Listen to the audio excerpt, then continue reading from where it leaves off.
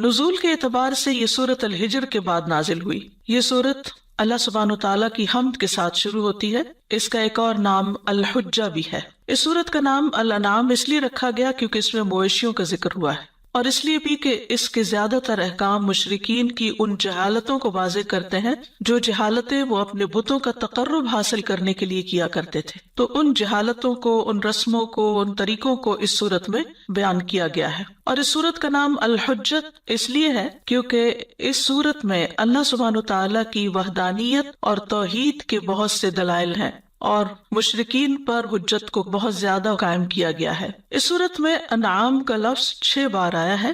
آیت نمبر 136 میں، آیت نمبر 138 میں 3 بار آیا ہے، ایک ہی آیت کے اندر 3 بار، اور پھر آیت نمبر 139 میں آیا ہے، پھر اسی طرح آیت نمبر 142 میں انعام کا ذکر آیا ہے۔ پچھلی صورت سے اس کی مناسبت یہ ہے کہ اس صورت میں اہل کتاب کو مخاطب کیا گیا تھا، اور یہاں پر اس صورت میں زیادہ تر خطاب مشرکین کو ہے۔ مکی صورت ہے۔ پچھلی صورت کے اختتام پر اللہ سبحانہ تعالیٰ کی حمد کا ذکر ہے، اور اس صورت کے آغاز میں بھی اللہ سبحانہ تعالیٰ کی حمد کا ذکر ہے۔ پچھلی صورت کے اختتام پر حمد سے مراد وہاں اللہ تعالیٰ کی بادشاہت اور اللہ تعالیٰ کی قدرت کا ذکر ہے، اور پھر یہاں پر اللہ تعالیٰ کی تعریف کا ذکر ہے۔ تو سورۃ الانعام کی فضیلت میں جو روایات آتی ہیں ان میں سے ایک واثلہ بن اسقا کی روایت ہے۔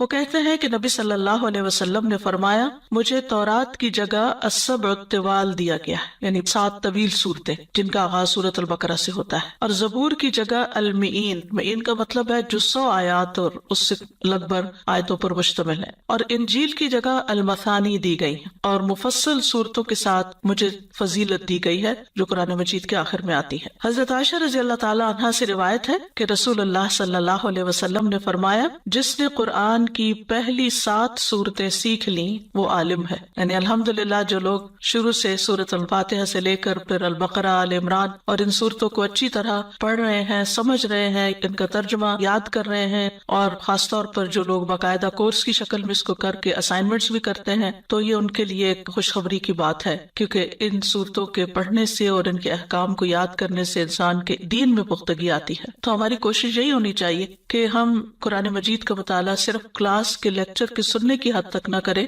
بلکہ اس کے بعد گھر جا کر اس کو دوبارہ بھی پڑھیں، اس کے ترجمے کو یاد کریں، اس کے معانی کو سمجھیں، اور جہاں پر اشکال ہو اس کو دوبارہ پوچھیں بھی، تاکہ زیادہ سے زیادہ اچھے طریقے سے قرآن مجید پر غور و فکر اور تدبر کیا جا سکے، اور اس کا مقصد بھی یہ ہے کہ انسان اس پر عمل کر سکے۔ قرآن مجید میں 5 صورتیں الحمدللہ کے ساتھ شروع ہوتی ہیں، سورۃ الفاتحہ، سورۃ الانعام، سورۃ الکہف، سورۃ سبا اور فاطر۔ تو آئیے ہم شروع کرتے ہیں اللہ کے نام سے۔ ارشاد باری تعالیٰ ہے، سب تعریف اللہ کے لیے ہے جس نے آسمانوں اور زمین کو پیدا کیا، اور اسی نے اندھیروں اور روشنی کو بنایا۔ پھر وہ لوگ جنہوں نے کفر کیا وہ اپنے رب کے ساتھ دوسروں کو برابر قرار دیتے ہیں۔ سورت کا آغاز الحمدللہ سے ہو رہا ہے۔ الحمدللہ، سب تعریف اللہ کے لیے۔ اس میں سب سے پہلے ال آتا ہے، اور مفسرین کہتے ہیں کہ یہاں ال استغراق کے لیے ہے۔ استغراق کا مطلب یہ ہے کہ ہر اعتبار سے تمام قسم کی حمد اللہ عز و جل کے لیے ثابت ہے۔ جیسے کوئی چیز غرق ہو جاتی ہے نا تو پورے اطراف سے ڈھانپ لی جاتی ہے، اور اللہ کے اس فرمان للہ میں لام یا تو اختصاص کے معنوں میں ہے، یعنی اللہ ہی کے لیے خاص ہے، یا استحقاق کے لیے ہے، یعنی حمد کا حقدار اللہ ہی ہے صرف۔ اور ان دونوں معنوں میں کوئی تضاد نہیں ہے، یعنی ہم یہ بھی کہہ سکتے ہیں کہ ساری تعریفیں اللہ ہی کے لیے خاص ہے اور اللہ ہی ان کا حقدار ہے، یعنی اللہ سبحانہ تعالیٰ کے علاوہ باقی جو مخلوق ہے اس کی اگر کوئی تعریف کی جاتی ہے تو وہ جزوی وقتی، لیکن اس کے اندر وہ معنی شامل نہیں ہوتا جو اللہ تعالیٰ کی حمد کے لیے ہوتا ہے۔ بندوں کے لیے یا مخلوق کے لیے جب تعریف کا لفظ استعمال ہوتا ہے تو حمد کا نہیں ہوتا، وہ مدح کا ہوتا ہے۔ تو حمد اور مدح میں بھی فرق ہے۔ حمد جو ہے اس میں محبت اور تعظیم پائی جاتی ہے، یعنی کسی کی تعریف مراد اللہ سبحانہ تعالیٰ ہی ہے، یعنی اللہ سبحانہ تعالیٰ کی تعریف کمال صفات کے ساتھ محبت اور تعظیم رکھتے ہوئے، یعنی ہم اللہ تعالیٰ کی تعریف کرتے ہیں اس کی ساری اچھی صفات کے کمال کے ساتھ کہ وہ ہر صفت میں کامل ہے، اور ہم اس تعریف میں محبت اور تعظیم دونوں رکھتے ہیں. یعنی حمد میں بنیادی طور پر تعریف کے اندر محبت اور تعظیم دونوں چیزیں شامل ہوتی ہیں، لیکن مدح میں یہ نہیں ہوتی. مدح میں جب کسی چیز کی تعریف کی جاتی ہے تو ضروری نہیں کہ آپ کو اس چیز سے کوئی محبت بھی ہو یا آپ کے دل میں اس کی کوئی بڑائی بھی ہو. مثلاً اگر آپ اس ٹیبل کی تعریف کرتے ہیں کہ بہت اچھا ہے، اس کا رنگ اچھا ہے، اس کا سائز اچھا ہے، جس مٹیریل سے بنا ہوا وہ اچھا ہے. کئی دفعہ انسان کسی بھی چیز کی تعریف کرتا ہے، کوئی اچھی چیز آپ دیکھتے ہیں، کوئی پھول دیکھتے ہیں، کوئی درخت دیکھتے ہیں، تو ان ساری چیزوں میں انسان تعریف تو کرتا ہے اس کی خوبی کی بنا پر، لیکن اس میں محبت شامل نہیں ہوتی یا تعظیم نہیں ہوتی. ویسے ہی تعریف ہوتی ہے کہ کوئی چیز اچھی لگ رہی ہے، لیکن حمد کے لیے ضروری ہے. حمد کے لیے کیا ضروری ہے کہ اس میں محبت بھی پائی جائے اور تعظیم بھی پائی جائے. اگر ہم زبان سے خالی کہتے رہتے ہیں سب تعریف اللہ کے لیے ہے، لیکن نہ دل میں محبت ہے اور نہ ہی اللہ کی عظمت کا احساس ہے، تو یہ ادھوری تعریف ہے. تو آپ دیکھیے کہ عربی زبان کے اندر ایک گہرائی بھی ہے، وسعت ہے، فصاحت و بلاغت ہے کہ تعریف کے لیے دونوں لفظ جن کے روٹ ورڈز ایک ہی جیسے ہیں، ہا میم دال، اور وہاں میم دال ہا آگے پیچھے حرف ہو گئے ہیں، لیکن دونوں کے ایک جیسے حروف ہونے کے باوجود حروف کی ترتیب مختلف ہے، اور ترتیب کے مختلف ہونے سے معنی بھی مختلف ہو گئے ہیں. اور ان دونوں میں جو نسبت ہے وہ عموم اور خصوص کے اعتبار سے بھی ہے. یعنی ہر حمد مدح کہلاتی ہے، لیکن ہر مدح حمد نہیں ہوتی. یعنی ہر تعریف حمد نہیں کہلاتی، لیکن ہر حمد جو ہے اس کے اندر مدح پائی جاتی ہے. بعض اوقات لوگ بادشاہوں کی مدح کرتے ہیں تو ضروری نہیں کہ ان کے دل میں ان کی عزت بھی ہو یا ان کی محبت بھی ہو، بعض اوقات ان سے کوئی فائدہ اٹھانے کے لیے ان کی خوشامد کر دیتے ہیں. پھر اسی طرح یہ ہے کہ حمد ان کاموں پر ہوتی ہے، یعنی کسی کی جب حمد کی جاتی ہے تو ان کاموں پر جو اس کے اختیاری افعال ہوتے ہیں، یعنی خود اس نے اپنے اختیار سے کیے ہوتے ہیں. اور مدح جو ہے وہ صرف اوصاف پر ہوتی ہے. مثلاً ایک پھول کی آپ تعریف کر رہے ہیں تو اس میں اس کا اپنا کوئی اختیار نہیں، اس کو بس ایسے بنا دیا گیا. ایک انسان کی شکل و صورت کی آپ تعریف کر رہے ہیں، اس کے کپڑوں کی تعریف کر رہے ہیں، تو وہ شکل و صورت اس کے اپنے اختیار میں نہیں تھی، اللہ نے وہ بنا دی. لیکن اللہ سبحانہ وتعالیٰ کی جب ہم تعریف کرتے ہیں تو اس کے جتنے بھی اوصاف ہیں، افعال ہیں، وہ اختیاری ہیں. یعنی اللہ سبحانہ وتعالیٰ نے جو کچھ کیا اپنی قدرت اور علم کی بنا پر کیا. تو اللہ سبحانہ وتعالیٰ نے اپنی تعریف کیوں کی ہے؟ یہاں پر کیوں آیا کہ الحمدللہ؟ اس لیے کہ بندوں کو تعلیم دی جائے، بندوں کو سکھانے کے لیے اللہ تعالیٰ نے ہمیں یہ لفظ سکھائے ہیں اور اپنی ذات کی تعریف فرمائی ہے. الحمدللہ الذی خلق، یعنی سب تعریف اللہ سبحانہ وتعالیٰ کے لیے ہے جس نے پیدا کیا. خلق یعنی ایجاد کیا، پہلے نہیں تھا. کیا؟ السماوات والارض، آسمانوں اور زمین کو. یعنی ویسے تو ہر چیز اللہ تعالیٰ کی بنائی ہوئی ہے، لیکن یہاں آسمانوں اور زمین کا ذکر کیوں ہے؟ جیسے سورۃ الفاتحہ میں رب العالمین کا ذکر ہے، عالمین، کیونکہ جب ہم آسمانوں اور زمین کا ذکر کر دیتے ہیں تو اس میں ساری چیزیں شامل ہو جاتی ہیں جو مخلوقات میں سے ہمیں نظر آتی ہیں. یعنی جو کچھ بھی تم دیکھتے ہو، تم جس چیز سے بھی فائدہ اٹھاتے ہو، وہ ساری کی ساری بڑی چیزیں ہوں یا چھوٹی، ان کا پیدا کرنے والا اللہ ہی ہے. گویا جس زمین پر تم بیٹھے ہو اور جس آسمان کی چھت کو تم دیکھتے ہو، یہ سب اسی کا ہے. اس لیے سب تعریف اسی کی جس نے ان سب کو بنایا. خلق السماوات والارض، اور کیا بنایا؟ وجعل الظلمات والنور، اور اندھیروں اور روشنی کو بنایا. جعل، وہاں خلق کا لفظ ہے، یہاں جعل کا لفظ ہے. دونوں میں فرق کیا ہے؟ خلق اور جعل بعض اوقات ایک ہی معنی میں استعمال ہوتے ہیں. جعل کا مطلب بھی خلق ہوتا ہے. جیسے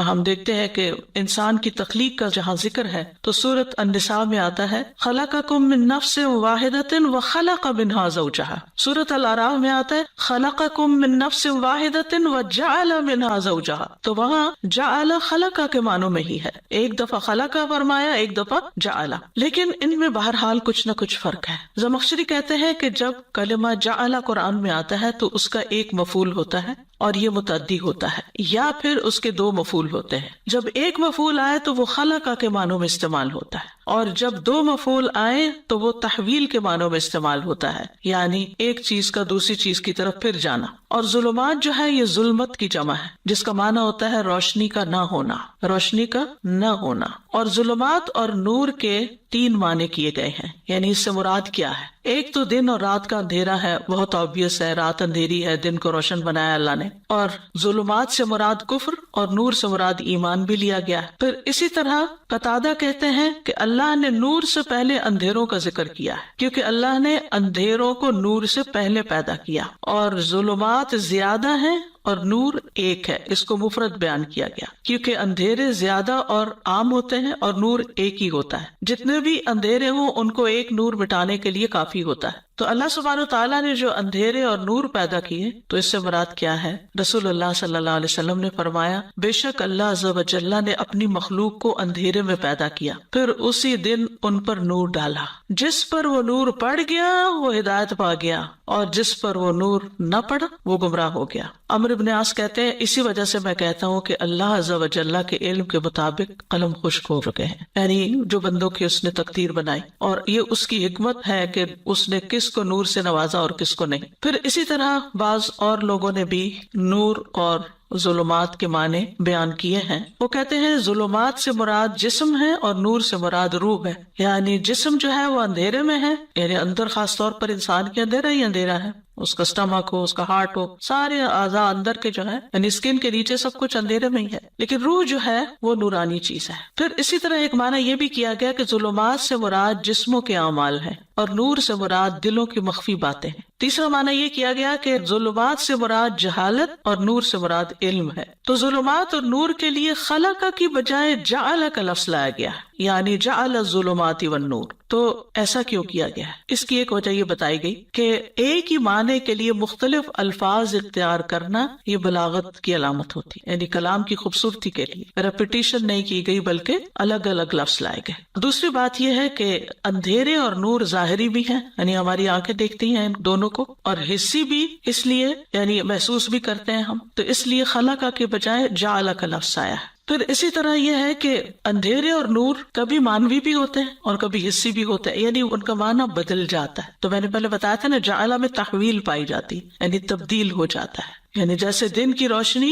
محسوس کر سکتے ہیں، لیکن ایمان اور علم کا نور مانوی نور ہے. تو ایک معنی وہ جو چیز نظر آتی ہے وہ حسی اور دوسرا مانوی. پھر اسی طرح یہ ہے کہ اللہ کا کلام بھی نور ہے. اللہ کے دیے ہوئے علم، اللہ کی کتاب اور ایمان کی نور کی وجہ سے دل اللہ تعالیٰ کے کلام کے ساتھ روشن ہو جاتا ہے، چمک اٹھتا ہے. حالانکہ اللہ تعالیٰ کا کلام مخلوق نہیں ہے، قرآن کو بھی نور کہا جاتا ہے، قرآن مخلوق نہیں ہے، تو یہ مانوی اعتبار سے نور ہے. جس سورۃ الاعراف میں آتا ہے نا فالذین آمنوا بہ وعزروہ ونصروہ واتبعوا النور الذی انزل معہ اولئک ھم المفلحون. سو وہ لوگ جو اس پر ایمان لائے اور اسے قوت دی اور اس کی مدد کی اور اس نور کی پیروی کی جو اس کے ساتھ اتارا گیا ہے، یعنی محمد صلی اللہ علیہ وسلم کے ساتھ. اور وہ کیا ہے نور؟ قرآن مجید. فرمایا یہی لوگ فلاح پانے والے ہیں جو اس نور پر ایمان لاتے ہیں، یعنی محمد صلی اللہ علیہ وسلم پر بھی ایمان لاتے ہیں اور آپ کی مدد بھی کرتے ہیں، اور پھر آپ پر جو کتاب اتاری گئی اس پر بھی ایمان لاتے ہیں. سورۃ التغابن میں آتا فآمنوا باللہ ورسولہ والنور الذی انزلنا.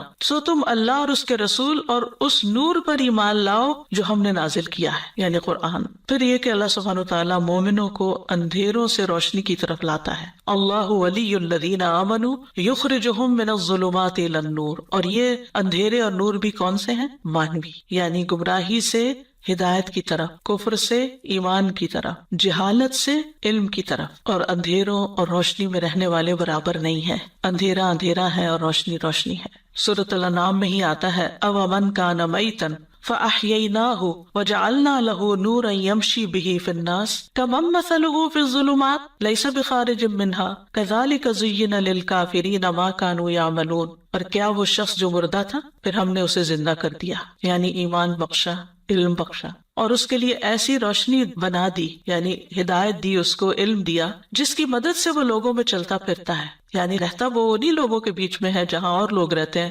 مومن کافر سب، لیکن اس کی اپنی ایک خاص نظر ہوتی ہے، اپنی خاص سوچ ہوتی ہے، اس کے مطابق وہ جیتا ہے، وہ لوگوں کی اندھی تقلید نہیں کرتا. اور میں کمم مثلہ فی الظلمات لیس بخارج منہا کذالک زین للکافرین ما کانوا یعملون. فرمایا کہ جس کا حال یہ ہے کہ وہ اندھیروں میں ہے، ان سے کسی صورت نکلنے والا نہیں، یعنی علم والا اور اندھیروں میں رہنے والے برابر نہیں ہوا کرتے۔ اسی طرح کافروں کے لیے وہ عمل خوشنما بنا دیے گئے وہ جو کرتے ہیں۔ مطلب کیا ہے؟ یعنی اندھیرے میں رہ کر وہ غلط کام جو کر رہے ہیں اور ان کو نظر نہیں آ رہی اپنی غلطیاں، تو ایسے لوگ اپنے کیے پر مطمئن نظر آتے ہیں، خوشحال نظر آتے ہیں، اور ان کو کوئی فکر ہی نہیں کہ وہ کس طرف جا رہے ہیں۔ ان اندھیروں میں رہنے کا انجام کیا ہو سکتا ہے؟ ثم الذین کفروا بربہم یعدلون، تو آیت کے آخر میں فرمایا پھر وہ لوگ جنہوں نے کفر کیا اپنے رب کے ساتھ برابر قرار دیتے ہیں۔ یعدلون کا لفظ جو ہے یہ عدل سے ہے، عدالت معادلہ اسی سے ہے، اس میں مساوات کا معنی پایا جاتا ہے۔ عدل کا معنی ہوتا ہے دو چیزوں کا برابر ہونا۔ بربہم یعدلون کے دو مطلب بیان کیے جاتے ہیں، ایک ہے بربہم ینحرفون، یعنی اپنے رب سے منحرف ہوتے ہیں، اور دوسرا یہ ہے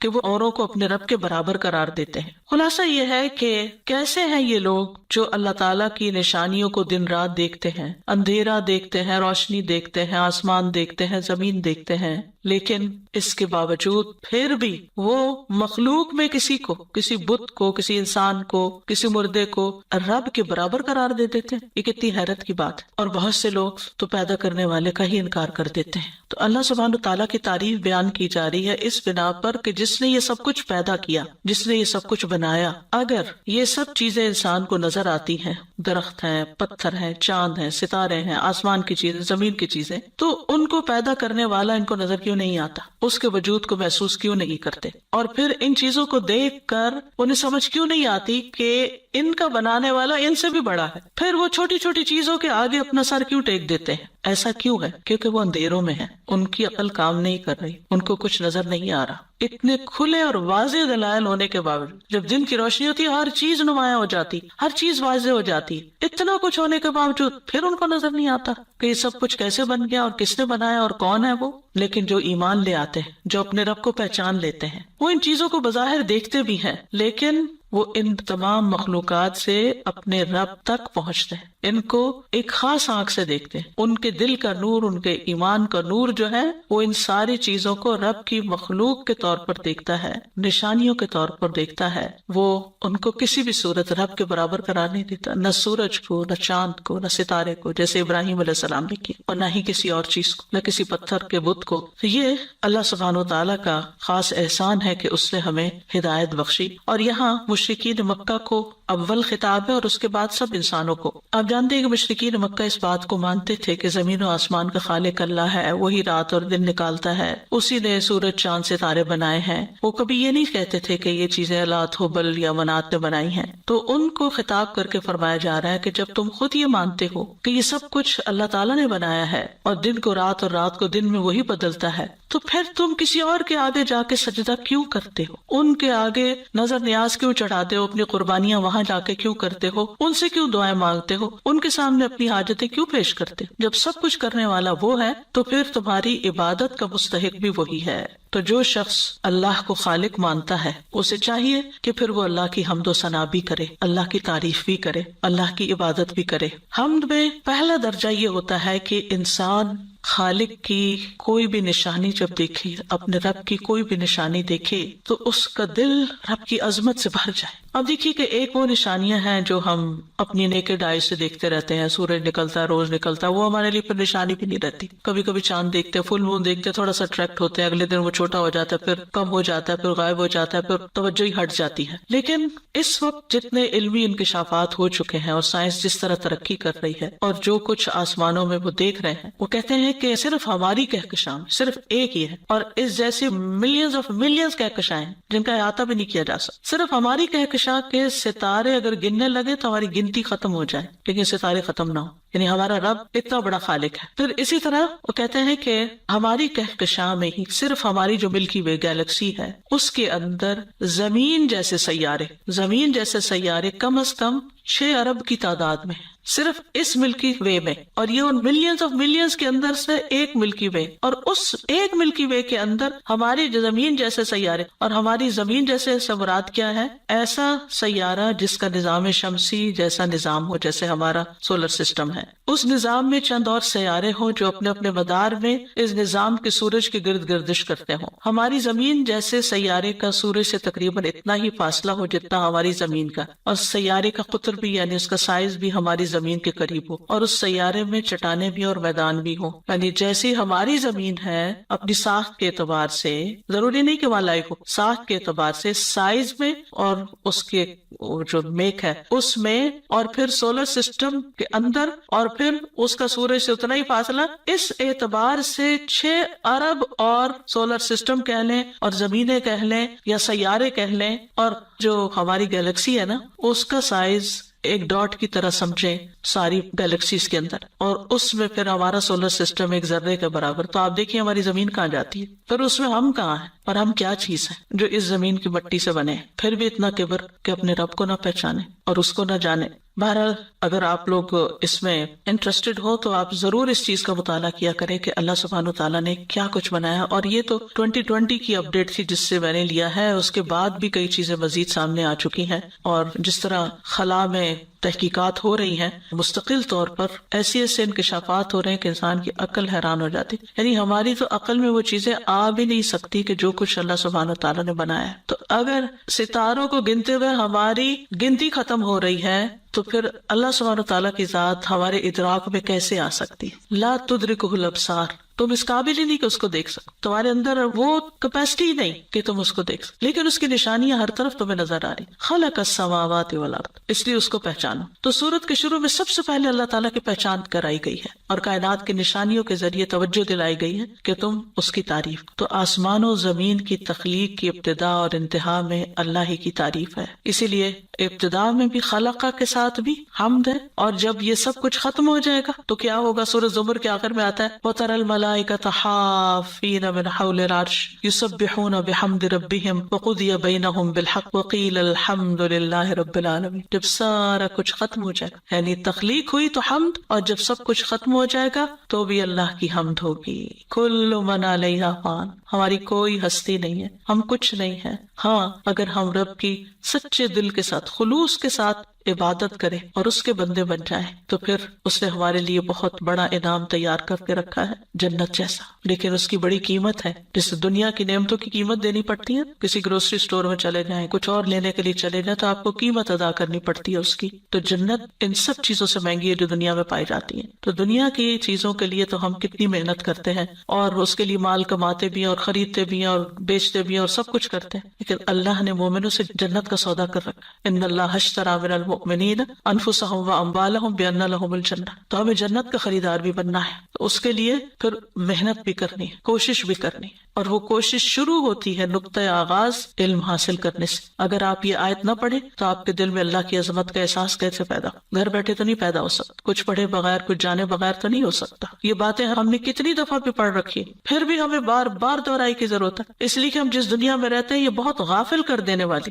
ہم صرف مادی چیزوں کو دیکھتے رہتے ہیں اور انہی میں کھو جاتے ہیں. تو یاد رکھیے جو کچھ بھی اللہ نے پیدا کیا تو پہلا نقطہ کیا ہے کہ ہمارے دل میں اس کا احساس پیدا ہو. اللہ اکبر، بے اختیار نکلے اللہ اکبر، یہ اللہ نے بنایا ہے، اتنا کچھ بنایا ہے، ایسا ایسا بنایا ہے، اور ہمارا دل محبت سے بھر جائے اور اس کی عظمت سے بھر جائے. یہ حمد ہے. پھر یہ کہ ہماری زبان بولنا شروع کر دے اس کی تعریف میں. ہم لوگوں کی تعریف کرتے ہوئے، چیزوں کی تعریف کرتے ہوئے، اپنی تعریف کرتے ہوئے نہیں تھکتے، لیکن اللہ کی تعریف کتنی کرتے ہیں، کیا بولتے ہیں، کتنا بولتے ہیں، کتنی تسبیح کرتے ہیں، کتنا ذکر کرتے ہیں. اور وہ ذکر بھی کرتے ہیں تو صرف زبانی گردش کرتے رہتے ہیں، دھیان کہیں اور ہی ہوتا ہے. تو یہ اگلا درجہ ہے. پہلا درجہ ہے محبت اور تعظیم کا، اگلا درجہ اس محبت کا اظہار زبان سے کرنا، اور تیسرا درجہ کیا ہے کہ ہم اس کے اظہار کے لیے پھر اپنے قدم اٹھا کے نیکی کے کام کی طرف بڑھیں.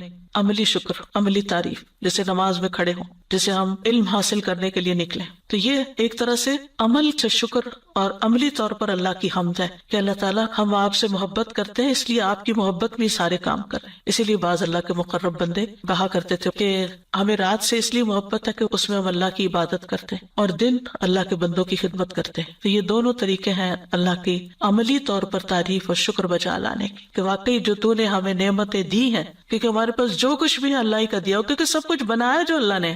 تو سب سے پہلا تو حق اسی کا نا جو اس کا اونر ہے، خالق مالک مدبر. تو پھر جب سب کچھ دیا اس نے ہے تو سب سے زیادہ پھر لحاظ بھی اس کا، جھکنا بھی اس کے آگے، تعریف بھی اس کی، شکر بھی اس کا. اور پھر یہ کہ اس بات پہ تعریف کہ وہ ہر نقص اور عیب سے پاک ہے، اور اس کے بارے میں دل میں کوئی بدگمانی بھی نہ ہو ہمارے، اس کے فیصلوں پر بھی ہم راضی. اور جو جسمانی روحانی نعمتیں اس نے عطا کی ہیں سب پر تعریف، یعنی صرف کھانے پینے کی نعمتوں پر ہی نہیں بلکہ قرآن کی نعمت پر، دین کی نعمت پر، ایمان کی نعمت پر، علم کی نعمت پر، علم کی مجالس کی نعمت پر، ان سب چیزوں پر بھی اللہ سبحانہ وتعالیٰ کا شکر. الحمدللہ الذی انزل علی عبدہ الکتاب، سب تعریف اللہ کے لیے جس نے اپنے بندے پر کتاب اتاری.